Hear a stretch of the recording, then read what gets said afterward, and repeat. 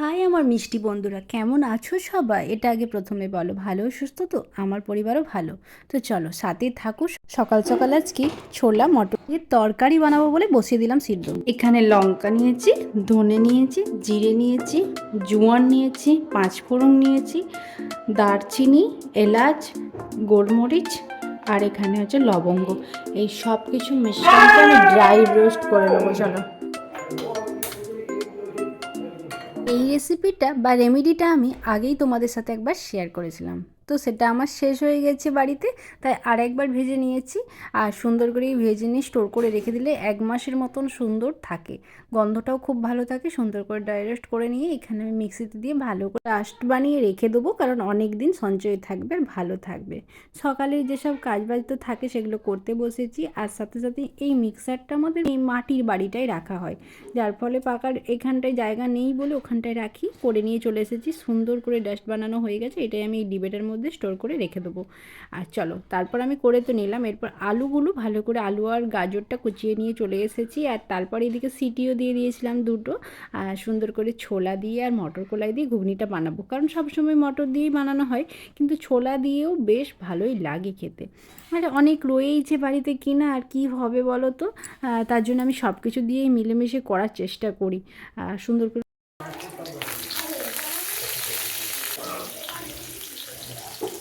অনেকে অনেকভাবে করে, অনেকে হালকা করে ভেজে নিয়েও করে, অনেকে সুন্দর করে এটা এরকমভাবে সিটি নিয়ে অল্প করে তেলের সাথে ভেজে নিয়ে। আর আলু জানো তো এত তাড়াতাড়ি সিদ্ধ হয়ে যায়, আর খেতেও বেশ ভালো লাগে। আর এখন আমাদের যেসব জমি আছে সেখানেই প্রচুর প্রচুর আলু হচ্ছে। আর আমাদেরও যখন যেটা প্রয়োজন হয়, বা বাড়ির বাইরেই যেহেতু সবজির বাগানগুলো আছে বা মাঠটা রয়েছে, সেখান থেকেই কিছু কেমন নিয়ে চলে আসি একটু ঝুড়ি নিয়ে গেলে। আর আমার তো বিকেলবেলাটা একটু গাছ দেখতে ভালো লাগে, সকালের দিকে যাই না। যখন কোনো সময় সন্ধেবেলা একটু মুড়ির চাট খেতে ইচ্ছে করে, মানে সব রকম যে ঝালমুড়ি বানাতে ইচ্ছে করে, আমি গিয়ে সব রকমের একটু করে শীতের যে পছন্দের সবজিগুলি হয়, গাজর, শসা, ধনেপাতা সব কিছু নিয়ে এসে, মটরশুঁটি সব কিছু নিয়ে আমি সুন্দর করে বানিয়ে নিই। আর এই যে 15 মিনিট ঢাকনা দিয়ে রেখেছিলাম, তারপর খুলে দেখছি বেশ ভালো সিদ্ধ হয়ে গেছে। উপর থেকে এই যে যেইটা বানালাম মশলাটা সুন্দর করে দিয়ে নিই। আর এটা দিয়ে কাজু বাদাম বাটা দিয়েও সুন্দর করে আলুর একটা দম বানানো যায়। অনেক কিছুতেই মশলাটাও ব্যবহার করা যায়, কিন্তু খেতে খুব ভালো হয়, গন্ধযুক্ত। সবসময় দোকান থেকে আমরা গরম মশলা কিনে আনি ঠিকই, কিন্তু এতটা ভালোও হয় না সেইটা। তার গন্ধটা শুধু উগ্র লাগে এলাচ, লবঙ্গ, দারচিনির। এতে কিন্তু বেশ সব রকম মিশ্রণ আছে বলে জোয়ান, তারপরে পাঁচফোড়ন, আরও বেশি গন্ধটা অনেক বেশি ভালো হয়। গাজরটা আগে দেখিয়েছিলাম, কুচিয়ে নিয়েছি, তো এটা আমি ওদেরকে দেবো, পুচকুগুলোকে একটু দিয়ে আসি, আমরা পরে খাবো। Good morning, welcome back to my channel Sini ব্লগে। সকালখানে ভালোবাসাতে চলে এসেছি মর্নিং নিয়ে। সকালবেলায় এখন স্নান করেছি, যে পরিষ্কার করে ঘর দুয়ার মুছে ঝাঁট দিয়ে এই যে খাবারটা বানিয়েছি, মানে আমি ঘুগনি বানিয়েছি। তারপরে এবারে মুড়ি খাবার রেডি করব, আর ঠাকুর প্রণাম করে এসব। সকালবেলা এই যে মাথাটা আমি ধুয়েছিলাম। নিজে একটা বিউটিশিয়ান হয়ে যেন বিয়ের পর লেজি হয়ে যেয়ে সেই কেয়ারটা আর করি না, জানো তো। আগে কত কেয়ার সুন্দর করে ফ্রেশ একটা, মানে স্নান না করলে হয় শীতের সময়, ঠিক আছে, এখন ভালো করে একটু সুন্দর করে। আমার না হেনাটা কতদিন করাই হয়নি, করবো। এই যে লেজি হয়ে গেছি, সংসারের দায়িত্ব সব কিছু না নিতে হলেও এখান সেখান, মানে বাপের বাড়ি, শ্বশুর বাড়ি, কাজকর্ম, মেয়ের চর্চা, আর আবার একটি ব্লগের সাথে যেহেতু যুক্ত হয়েছি, এটাকে একটু মানে সব কিছুকে ক্যাপচার করে ব্লগ এডিট করে দিয়ে, আর যেন সেই নিজের কেয়ার আর নিজের যে সব কিছু কাজ, সেটাই যেন লেজি হয়ে যায়, জানো তো। এই যে আমি চুলটাকেও ভাবি করবো একটু হেয়ার প্র্যাকটিস, একটু কলকাতা, এটা তো করতেই হয়। চাপ পড়লে বাপকে ডাকে কথাই আছে, আমি সেরকম করি। যাই হোক, তারপর সিঁদুর লাগিয়ে নিলাম। আর তারপর আমি সুন্দর করে এই যে পাপায়া ক্রিমটি আমার বেশ পছন্দের, প্রথম থেকেই আমি লোটাস, যখন আমি বিয়ের আগে কলেজে পড়তাম তখনই আমি লোটাস ক্রিমটি মাখতাম। তারপরে মাঝখানটা একটু স্কিনটা মানে রাহি হবার পর একটু ড্যামেজ হয়ে গিয়েছিলো, আর্টিস্টের ক্রিমটাও মাখছিলাম, কিন্তু আর্টিস্টই মাখতে একটু স্কিনটা ভালো হয়ে যেতে পাপায়ায় ফিরে এসেছি, কারণ এই যে একে একটা পিম্পলস হয়, তার জন্য আমার পাপায়াটি বেশ পছন্দের। সংসারের কাজকর্ম সারার পর ঠাকুরের নাম করে এলাম ব্রেকফাস্ট নিয়ে বসার জন্য, আর মাও আমার জন্য অপেক্ষাই করছিল। আর রাহির জন্য ছোট বাটিটাই নিলাম, আর আগে যে বাটিটি দেখিয়েছিলাম ওটি আমি ভাসুরের মেয়েদেরকে দিয়েছিলাম, মানে শম্পা, তারপর সমাপ্তি আমার বাড়িতে তো থাকে, একটু করে বাটিতে দিলে ওরা খুশি হয়। খুদে তো একটু আমি কিছু বানালে ওদেরকে না দিয়ে খেতে পারি না, ওরা অল্প করে খেলো।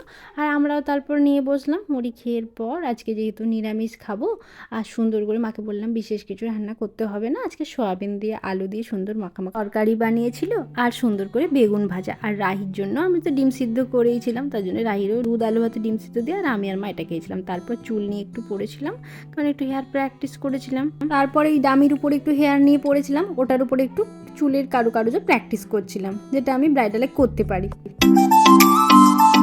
একটু আর ঘুমানো হয় না, একটু চুলের উপর একটু প্র্যাকটিস করে তারপর ভালো করে চুলের জোটফোট সারিয়ে আবার সুন্দর করে ক্লিন আপ করে রাখলাম। এসেছি এই মূলোটি আমি তুলবো বলে। এটি আমার জমির মধ্যে আলুর মধ্যে একটু একটা করে লাগানো হয়েছিল, এটা আমাদেরই জমি।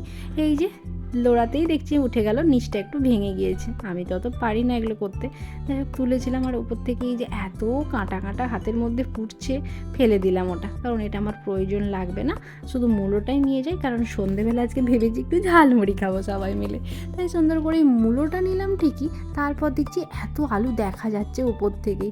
চলো কাজে লাগুক বা নাই লাগুক, আমার কিন্তু দেখে বেশ মজাই লাগলো। এসব কাজ আমি করি না, শিবেদাই করে, কিন্তু এত উপর থেকে সুন্দর সুন্দর আলু উকি ঝুঁকি মারছে, আমার কিন্তু দেখে মনে হলো দু একটা দেখি হাত বুলিয়ে কেমন ওঠে না। শুনতেই সুন্দর, হরর করে উপর থেকে আলু যেন পরের পর লাইন করে সুন্দর ছড়ানো আছে, আর হরর করে হাত বোলালেই চলে এসেছে। এইভাবেই মনে হয় চাষিরা সুন্দর করে আলুগুলো তুলে। আর কি দারুণ লাগলো দেখতে, হাত বোলাচ্ছে, টপটপ পা গেছে। তারপরে এসেছে যে মটরশুঁটি, এটা যদিও আমাদের না, জেঠুদের প্রচুর হয়েছে, তো সবাই বায়না খুদেরা যে কাকিমা তুমি চলো সবাই মিলে একসাথে খাওয়া দাওয়া করবো, ঝালমুড়ি বানাবে, তো মটরশুঁটি তুলবে। এই যে সবাই মিলে যেতে এসেছে, আর মটরশুঁটিগুলি আমি তুলতে শুরু করেছি।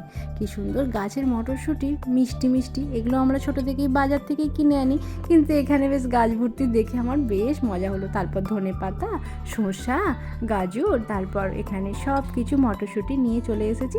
আর আমি তারপর সন্ধ্যেটি দেখানোর পর কুচি করে নিয়েছি। জমিয়ে আজকে ভেবেছি রাতের দিকটা মুড়ি খাওয়া দাওয়া করবো, তাই সুন্দর করে নিয়ে নিলাম ধনেপাতা কুচি, সব কিছু কুচানো, ওপর থেকে চানাচুর, ছোলা, মটর ভিজিয়ে আমতেল দিয়ে এই ঝালমুড়িটা তোমাদের কার কার পছন্দের আমাকে একটু কমেন্ট করে জানিয়ে তো।